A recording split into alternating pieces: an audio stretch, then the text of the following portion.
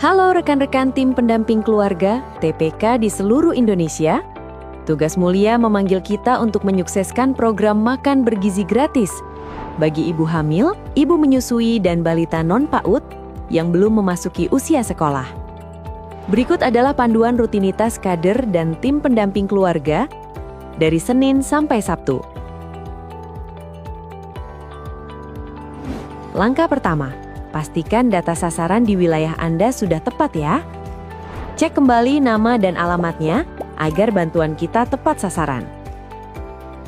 Setiap pukul 10 pagi, paket MBG 3B sudah siap diambil di titik distribusi misalnya di posyandu, balai desa, atau lokasi yang telah disepakati bersama.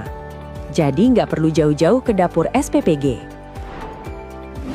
Setelah menerima paket MBG 3B, mohon cek kembali jumlah dan jenis menu. Periksa juga porsi untuk ibu berbeda dengan porsi balita. Pastikan kemasan dalam kondisi tertutup rapat dan higienis. Setelah mengisi surat jalan, yuk segera antarkan MBG ke rumah warga. Ingat, makanan tidak boleh berpindah wadah selama proses pengantaran. Usahakan makanan sampai dan disantap dalam waktu 30 menit, supaya gizinya terjaga dan rasanya tetap enak.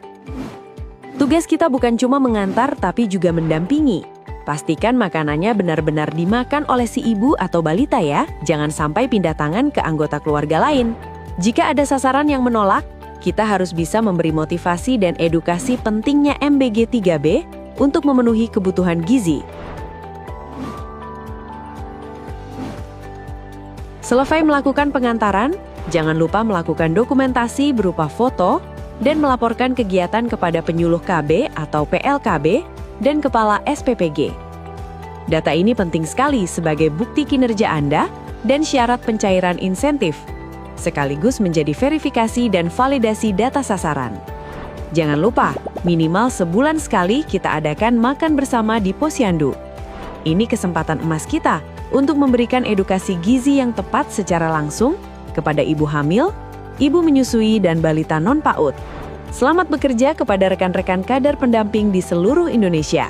Tumbuh bersama menuju masa depan emas anak Indonesia.